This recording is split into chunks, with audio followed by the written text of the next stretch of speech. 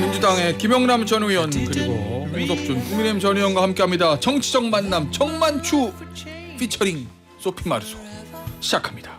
4201님 정만추가 뭔가요? 정권 만기의 추억인가요? 뭐야 이게? 지금 시작했는데요. 지금 시작입니다. 예? 그리고 뭐 얼마 한 달 전이면 정권 말기의 추억인데 그럼 정말추겠죠. 예. 정권 만기의 추억. 만기 5년짜리입니다. 정권은. 예.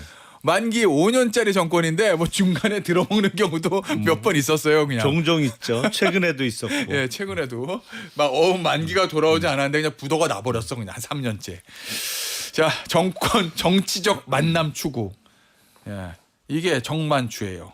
그리고 저 BGM은 아시겠지만 라붐. 80년대 전 세계를 강타했던 라붐. 소피 마르소만 아니고 남자 주인공 누구지 몰라요. 기억도 못해요. 관심도 없어. 지금 어디서 뭐 하는지 몰라요. 어쨌든. 요건 겁니다. 정만추. 오늘은 무슨 얘기부터 해볼 거냐면 윤석열 전 대통령 끊이지 않는 뉴스를 생산하고 있는. 그러면은 이거잖아요. 지금 어제 있었던 일이 정리를 해드리면 특검에서 10시 9시에 나오라고 그랬어요. 싫은데 10시에 갈 건데 알았어요. 그건 들어줬어요. 자, 나는 지하 주차장으로 갈 거야. 그랬더니 특검에서 안 되는데요. 1층으로 나오세요. 그러면 안 나오면 이거는 저 출석 거부입니다. 우리 법대로 처리해요. 법대로 처리한다는 얘기는 체포영장 청구하겠다는 그렇죠. 얘기잖아요. 그랬더니 윤석열 전 대통령 측의 마지막 반응은 일단 내일 10시에 지하 주차장까지 간다. 거기서 협상을 하겠다. 요 얘기거든요. 지하 주차장으로만 가게 해달라는 게 예?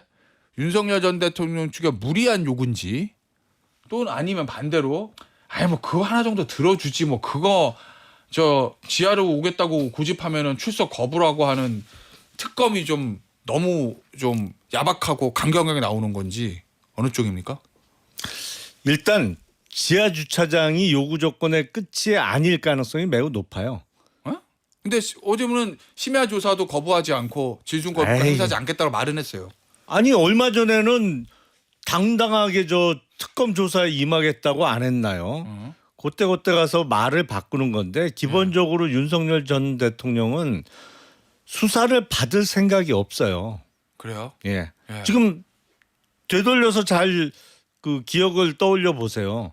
윤석열 전 대통령은 구속은 됐었지만 조사를 제대로 받은 적이 한 번도 없어요. 그러니까 체포영장에 대해서 그 거부하고 그래서 1차 체포영장 무산되고 2차 때 가까스로 체포는 돼서 그때 공수처에 갔습니다만 그날 앉아 있으면서도 제대로 조사 안 받았어요. 진술 거부권 행사하고 그리고는 서울구치소로 들어간 다음에 그 다음부터는 아예 출정 거부했어요. 안 나왔어요.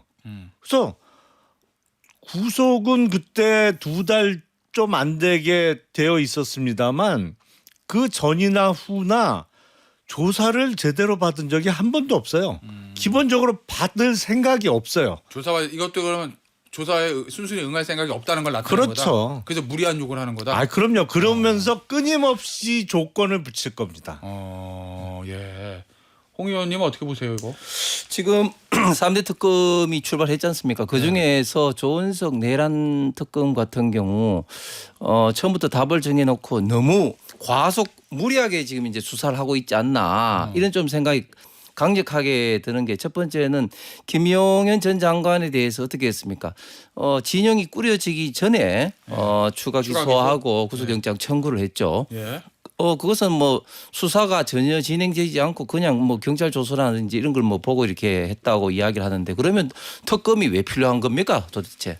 그런데 지금 윤석열 전 대통령에 대해서도 마찬가지입니다. 또 이제 체포영장 청구를 했는데 법원에서 영장 기각을 했죠. 그리고 출두 요구를 했는데 제가 알아보니까 이게 그 최소한의 어떻게 보면 이제 그 전 대통령 예우 차원이 아니더라도 통상적인 피해자에 대해서도 변호인들하고 출두 예정일을 상의를 하잖아요. 예. 그런데 전혀 전혀 변호인들과 상의도 없이 예. 그냥 일방적으로 정했다. 이게 이제 윤석열 전 대통령의 좀 변호인단의 좀 이야기인데 그러다 보니까 자연스럽게 출두 날짜, 시간 뭐 이런 것에 대해서 좀 다툼이 있었고 그다음에 지하로 가는 것에 대해서도 사실은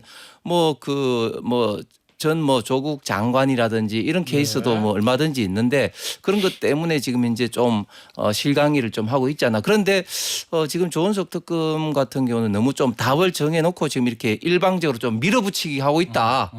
이런 어떤 인식이 굉장히 좀 강합니다. 역시 이제 두 분의 해석은 달라요. 김 의원님은 윤석열 전 대통령 측에 무리한 요구를 하는 거고 이제 홍 의원님은 특검이 너무 급하게 박절하게 그 정도는 받아주지 않고 막 이런 말씀이신 건데 자 그러면 일단은 내일 10시에 지하 주차장을 가요. 변호인들이랑 문이 잠겨 있어요. 열어달라고 그래요. 근데 특검은 안 열어줄 거예요. 1층으로 오라고 그러겠죠. 그러면 여기서 선택. 윤석열 전 대통령은 에잇 그러고 아크로비스타로 돌아간다. 아니면 그냥 1층으로 올라가서 공개 출석한다. 어느 쪽일 것 같아요? 뭐 돌아갈 가능성도 있어 보이죠. 오 진짜요? 네. 문 안 열어줘. 지하 안 열려 있다고? 아니 기본적으로 네. 국가 사법 시스템에 협조할 생각이 1도 없어요. 오, 아니 근데 이번에 만약에 집으로 돌아가면 진짜 돌아가면 특검은 저 체포영장 칠 거고 치겠죠. 이러면 이번 체포영장은 발부가 될 거 아니에요. 왜냐하면 조사 불응이니까. 네. 왜냐하면 지난번 체포영장 기각된 게 조사 받는다고 네. 하니까 요거거든요. 그럼에도 불구하고 집을 간다? 뭐 체포영장 발부되면 그때는 할 수 없이 따라 나서겠지만. 그땐 그렇지만 네. 내일 하여튼 지하가 열려 있지 않으면 집에 간다. 그렇게 보시는 거죠. 일종의 자존심 싸움을 하고 있는 건데 아. 수사를 받아야 되는 그리고 중대한 혐의를 받고 있는 피의자로서는 할 수 없는 지금 행동을 보여주고 있는 거죠. 의원님 어떻게 보세요? 저는 뭐 결국은 좀 더 그 특검 측과 이야기를 해서 네. 지하로 하는 것을 허용하지 않으면 결국은 뭐 지상으로 갈 수밖에 없지 않나 그렇게 이제 생각을 하고 좀 전에 조사에 응해야 된다 말씀이시군요. 뭐 그렇게 이제 변호인들도 이야기하고 있죠. 그다음에 네. 국가 사법 시스템을 정말 개무시하는 사람들은 지금 민주당 아닙니까? 지금 그래요? 뭐 네. 대법원 확정 판결 난 것에 대해서도 김민석 후보자 같은 경우 예를 들면 SK로부터 수수받은 어떤 정치자금법 같은 경우는 뭐 당해서 그렇고 나는 모르겠다 이야기하고 또 정치검찰의 어떤 표적 조작 수사라고 이야기하고 또 이재명 대통령 같은 경우도 이제 파기환송되니까 조희대 대법원장이라든지 대법원을 압박하고 있는 것이야말로 법치주의를 훼손하고 형사사법 절차 제도 자체를 이제 무시하는 거죠. 알겠습니다. 대법원은 언제 압박했어요? 네. 그거는 사실과 다른데. 조희대 대법원장을 대해서 청문회를 한다, 특검을 한다 압박한 거 아닙니까? 아니 누가요? 이재명 대통령이 그런 얘기를 한 적이 있어요? 언제 그런 얘기를 했어요? 없는 얘기를 말씀하시면 안 되죠. 자 일단 저희가 예쁜 말로 쓰기를 하겠습니다. 개무시보다는 그냥 무시로 그러게 앞에 말이에요. 멍멍이라는 접수사는 빼는 걸로 하겠습니다. 예, 저기 의원님. 근데 어제 이제 사실 특검이 들어주긴 했는데 9시에 나오세요. 10시에 갈게요. 뭐 그건 그러세요. 그건 뭐 시간 뭐 1시간 정도 시간 조절하는 거야. 뭐 늘상 뭐 수사기관하고 변호인끼리 있을 수 있는 일이니까 그건 받아줬는데 그냥 깔끔하게 가지 뭐 시간도 자꾸 바꾸고 뭐 예를 들면 저 굳이 뭐 비공개 왜냐면 어차피 지금 법 재판 다니면서 얼굴 다 공개됐잖아요. 그렇죠. 그냥 공개 안 된 게 아니고 근데 또 비공개를 해달라고 하고 이것저것 조건을 붙이는 심리는 뭐라고 보세요? 기본적으로 네. 보통 피의자들이 9시까지 나오세요 그러면 대부분의 경우에는 그냥 9시까지 나가죠. 네. 거기서 무슨 시간을 갖고 밀당을 하거나 그런 경우는 잘 없죠. 예. 예. 그런데 지금 본인이 잘못한 걸 모르잖아요. 지금도 잘했다는 거잖아요. 예. 아니 그러면 당당하게 출석을 하든지 앞뒤가 안 맞아요. 지금도 잘못한 게 없다는 입장이면서 왜 비공개 출석을 요구를 하는 거예요. 예. 기본적으로는 조사를 받기 싫은 거예요. 일단은 회피하고 싶은 심리가 강해 보이고 예. 그리고 일종의 아니 내가 누군데 뭐 나와라 말아야 뭐 이런 심리가 강해 보이는 건데 본인이 범한 행동 예. 그리고 본인이 처한 상황에 대한 정확한 인식이 아직도 부족하다. 예. 이렇게밖에 안 보입니다. 알겠습니다. 의원님 혹시 내일 저 아크로비스타에 갔던 국민의힘 의원들이 좀 있습니까? 없을 겁니다 아마. 원래 한남동에 많이 갔었잖아요. 예전에. 그때하고 완전히 상황이 다르죠. 그때는 현직 대통령 시절이고 예. 또 잘 아시는 것처럼 그때는 체포영장 자체가 예. 서부지법에서 예를 들면 군사 어떤 시설에 대한 어떤 예외 조항을 한다든지 그런 어떤 불법적 그런 어떤 성격들이 이제 많았기 때문에 그런 것에 대한 항의 차원에서 이제 의원들이 간 것이고 뭐 지금은 완전히 상황이 좀 다르니까요. 지금은 이제 선을 긋고 이제 신경 안 쓰겠다. 뭐 이제 그 현직 대통령도 아니고 또 예. 이제 법이 어떤 위법 어떤 그런 어떤 사유도 없으니까. 예, 알겠습니다. 자, 이거 좀 보죠. 어제 이재명 대통령의 첫 번째 국회 시정연설이 있었는데 야당의 평가부터 들어볼게요. 전반적으로 평가를 좀 들어보죠, 의원님. 예, 뭐 첫 번째 그 대통령으로서 시정 연설에 대해서는 저는 무난했다고 봅니다. 무난했다. 그런데 이제 이재명 대통령이 이제는 좀 정치인과는 다르게 그냥 뭐 존경하는 줄 알았는데 뭐 그냥 뭐 존경한다 그렇게 뭐 말과 행동이 좀 달라서는 안 되는 것이죠. 과거에 뭐 그 보궐선거에 나왔을 때 그 김포공항 이전이라든지 불체포 특권 포기라든지 빈 말들 얼마나 많았습니까? 그래서 이제는 좀 말의 어떤 무게 그리고 말을 했다면 그것을 해야 되는데 저는 어제 말한 것 중에 상당히 조금 걱정스러운 게 예를 들면 결과와 기회를 공정하게 나누는 어떤 공정 성장 사회, 공정 성장을 예. 굉장히 좀 강조를 했는데 추경만 하더라도 예를 들어서 지금 113만 명의 5천만 원 이하의 7년 이하 그 어떤 그 채무자에 대한 부채 탕감을 일적으로 한 거 아니겠습니까? 그러면 지금까지 빚을 성실하게 갚은 어떤 사람들과의 관계에서 그 사람들만 바보가 되고 그게 공정 어떤 성장, 공정 문화는 아니지 않습니까? 네. 그래서 저는 말 따로 행동 따로 해서는 좀 안 될 것 같습니다. 알겠습니다. 어제 그 야당과의 관계들 예. 뭐 오늘 저 언론에서는 호평을 했더라고요. 양쪽 다. 어쨌든 야당 의원들도 뭐 박수는 안 쳤지만 다 기립했고 대통령 입장 퇴장 때 그리고 대통령도 퇴장할 때 야당 의원들 가면서 다 악수하고 네. 덕담도 주고받고 뭐 이래서 언론에서는 호평을 했던데 어제 좀 인상 깊게 보셨던 장면도 있었습니까? 기본적으로 국민의힘 의원들 중에 먼저 말을 걸고 말을 그냥 뭐 의례적인 인사가 아니고 예. 길게 하는 사람들이 많더라고요. 그리고 꽤 있더라고요. 예. 예. 일단 제가 보니까 어제 임종득 맞아요. 의원부터 말을 걸고 처음에 잘 못 들은 모양이에요. 그러니까 예. 이재명 대통령이 귀를 기울이면서 뭐라고요 하면서 예. 듣고 그다음 박수영 의원인가? 아니 악수를 하고 놓질 않아 야당 의원들이 유영호 막상 의원도 그렇고 뭐 예, 다. 다가가니까요. 예. 그런데 우리가 경제학에서 왜 기저효과라는 말이 있잖아요. 예. 기저효과가 이제 예를 들어서 뭐 예. 지난해에 매출이 완전히 형편없이 바닥을 쳤으면 올해는 기본적인 것만 해도 매출 성장률이 많이 나오는 거죠. 그런 거잖아요. 예. 근데 기저효과라는 측면에서 이재명 대통령은 어느 누구보다도 유리한 입장이에요. 왜냐면 전임자가 정말 형편없었거든. 예. 그러니까 기본만 해도 잘한다고 칭찬을 받을 수밖에 없는 상황인데 기저효과라는 측면을 떠나서도 객관적으로 잘한단 말이에요. 소통하는 모습이 역대 예. 대통령 중에 잘하는 편에 속한다고 저는 봐요. 그러니까 충분한 시간을 갖고 여당 의원뿐만 아니라 야당 의원들이 악수한 손을 놓지 않고 뭐라고 얘기하는 걸 다 들어주고 웃음으로 받아주고 하잖아요. 예. 그러니까 그 평가가 더 좋게 나올 수밖에 없는 거예요. 이거는 지난 윤석열 정부에서는 볼 수 없었던 모습이거든요. 그 22대 국회 들어서 사실은 놀랍게도 예. 어제 대통령의 시정연설이 첫 시정연설이었습니다. 작년 없었으니까. 왜냐하면 예. 작년에 정기국회 개원하고 그러네. 정기 예산안을 상정해 놓고도 안 왔잖아요. 근데 왜 안 왔어요? 박수 안 쳐준다고 안 왔잖아요. 예. 그러니까 이런 모습하고 너무 대비가 되는 거죠. 아니 저는 어제 아마 제일 인상 깊게 봤던 어떤 어제 저 뉴스나 시사 프로그램에서 제일 많이 저 다뤘던 장면이 권성동 그렇죠. 전 원내대표하고 두 사람이 중앙대 법대에서 고시반 같이 했었고 사법연수원들도 1년 차이니까 같이 다녔을 거 아니에요. 2년 중에 1년을. 그러니까 굉장히 가까운 사이라고 알려졌는데 어제 저 이 사진 보니까 이건 진짜 가깝지 않으면 나올 수가 없는 장면인데 사실. 왜냐하면 권성동 원내대표가 저 뭐라고 얘기하니까 대통령 고개 끄덕이면서 어깨 툭 치고 그냥 지나가는 그 장면은 굉장히 좀 친한 사이만 나올 수 있는 장면인데 어쨌든 권성동 원내대표의 후일담에 따르면 저 김민석 총리 임명하지 말라고 2번 얘기했더니 알았다고 그러면서 어깨 툭 치고 갔다는데 이 알았다는 얘기는 권성동 원내대표의 말을 들어주겠다는 얘기는 아니겠죠? 정치인들의 알았다라는 이야기가 두 가지 의미가 있죠. 첫 번째는 진짜 이제 들어주겠다는 의미도 있지만 예.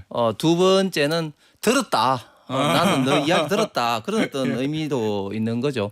예. 권성동 원내대표, 전 원내대표 같은 경우는 뭐 예. 이재명 대통령과 뭐 굉장히 좀 친하고 뭐 심지어 그 뭐 여자친구도 뭐 소개도 해주고 뭐 그런 어떤 이야기도 있지 않습니까? 예전에 뭐 권성동 원내대표 지금 저 부인이 그렇죠. 저 이재명 대통령 총각 때 소개팅 시켰다. 예, 뭐 그렇습니다. 그런 그러니까 얘기도. 굉장히 좀 친한 건데 그래서 김민석 안 돼. 이렇게 2번이나 이제 이야기했는데 알았다. 뭐 이렇게 이야기를 했다고 합니다. 사실 인간관계는 주고받는 게 아니겠습니까? 예. 그래서 어제 국민의힘 의원들이 이재명 대통령에 대해서 많이 좀 비판은 하지만 그러나 또 대통령으로서 또 시정 연설을 할 때는 그렇게 또 받아주는 게 또 최소한의 예의다 이런 어떤 이 생각을 갖고 이제 했는 것이고 저는 잘했다고 봅니다. 지난번 윤석열 대통령 전 대통령이 왔을 때 민주당의 태도를 보면 이렇게 맞이하는 사람들이 소수였고 대부분은 보면은 악수를 거부하거나 심지어 많은 의원들은 이제 물러나셔야죠. 그렇게 뭐 이야기를 한다든지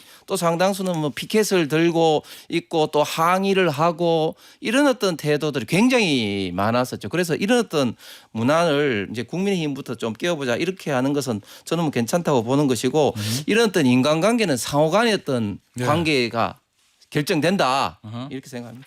예. 알겠습니다. 근데 지난 정부에서는 뭐 물러나란 얘기 나올 만했죠. 하는 게. 예. 자, 주제를 좀 바꿔볼게요. 요 얘기해 보죠. 오세훈 서울시장이 최근에 국민의힘 당협위원장을 만나가지고 개혁신당 이준석 의원이 빨리 국민의힘에 빨리 들어와서 전당대회에 참여해야 된다. 이렇게 말했다고 보도가 됐거든요. 요거는 그냥 덕담인 거예요. 아니면은 뭔가 오 시장은 다 계획이 있구나 요거예요. 오세훈 시장은 뭐 필살기라도 둬야 되는 급박한 상황으로 인식을 하고 있는 거죠. 내년 서울시장 뭐라도 해야 선거 되는데 때문에요? 예. 상황 변화를 만들어내야 되는 것이고 예. 왜냐하면 사실은 그 누가 봐도 대선 도전을 할 거로 예상을 했는데 이런저런 사정 특히 명태균 게이트 관련한 뭐 수사 진행 중이라든지 여러 가지 네. 사정 때문에 대선 도전을 중도에 그냥 포기했잖아요. 그러면 남은 카드가 내년 지방선거의 서울시장 그것도 5선 도전이에요. 그런가? 예. 국회의원도 5번 하면 이제 그만할 때 된 건데 지난번에 2번 하다가 두 번째 중도 사퇴, 이번에 첫 번째는 보궐로 됐고. 들어와서 그러니까 이번에 5선 도전이란 말이에요. 예. 제가 보기엔 글쎄요. 그 전후무한 기록인데 예. 글쎄 그 5선 전망이 밝지 않다라고 뭐 객관적인 시각에서 바라보면 그렇게 생각할 수밖에 없기 때문에 지금 지푸라기라도 잡아야 되는 심정 아닌가 싶은데 그러면 내년에 있을 후보 단일화를 지금 미리 한다 뭐 이런 얘기라는 거예요? 근데 선거 전략적으로는 맞는가 싶어요. 왜요? 글쎄 표에 도움이 될까요? 그래요?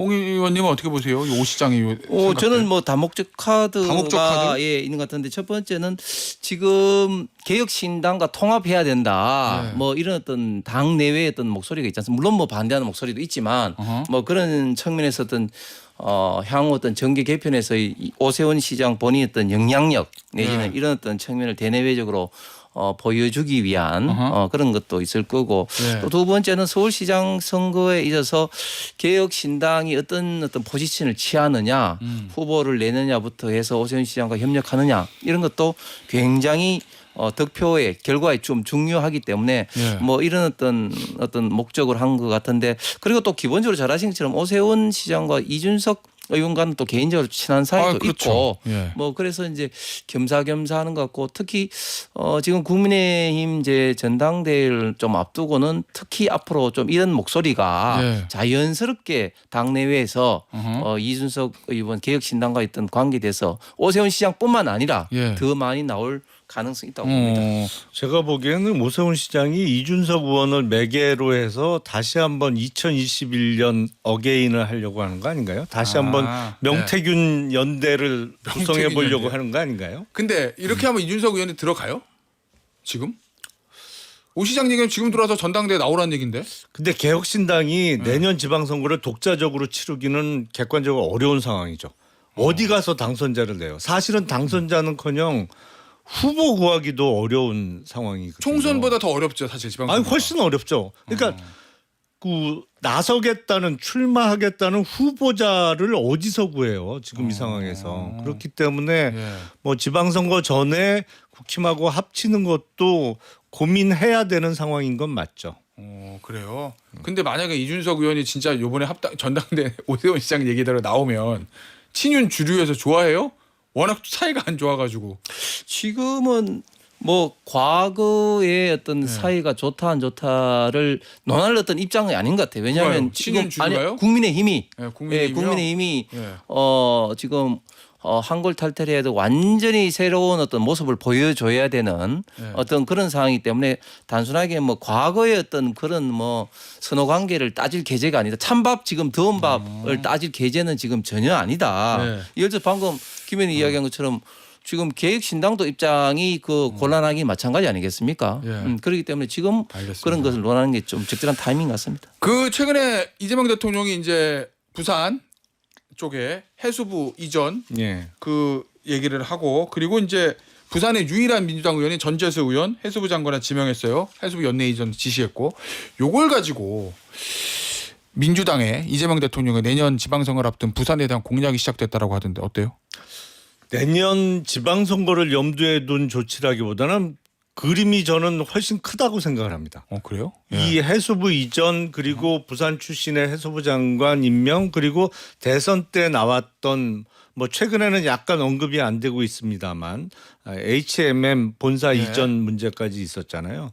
이게 어떤 관점에서 이해를 해야 되냐면 북극 항로의 활성화라는 측면에서 예. 북극 항로가 활성화됐을 때 알겠습니다. 거점 항구를 부산 쪽에 만들겠다는 측면에서 이해하셔야 됩니다. 시간이 다 돼서 여기서 마무리하도록 할게요. 홍석준 전 의원, 김영남 전 의원의 정치적 만남 추구 정만추였습니다. 여기서 마무리합니다. 감사합니다. 네, 감사합니다.